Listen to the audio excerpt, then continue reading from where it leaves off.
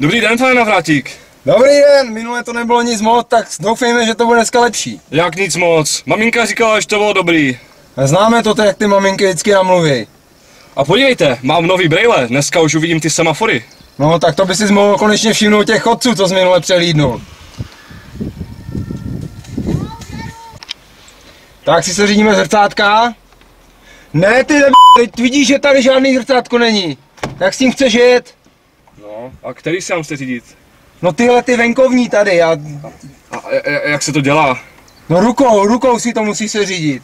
Aha. Tak si nastartujeme. Tak, trošku plynu, ať to přiživíme. Ještě ne tolik ne, Uber.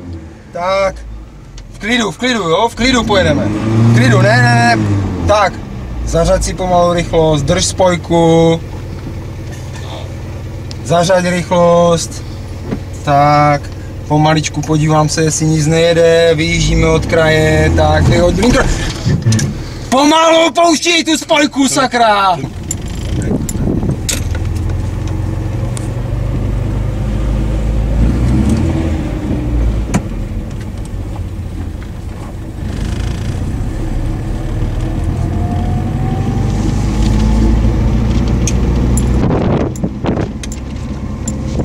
Tak vrelý.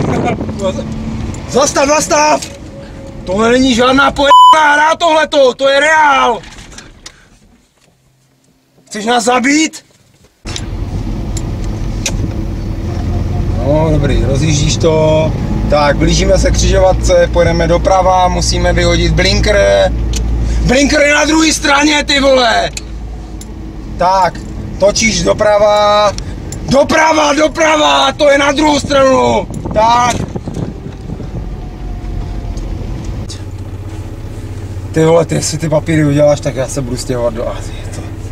To je nehorázné. Tak, nastartuj. Rozjedeme se.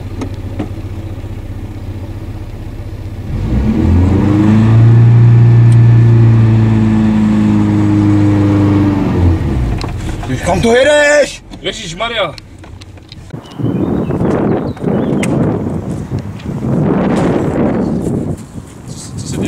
Co se děje? Vypadni, vypadni, jeď pryč ty.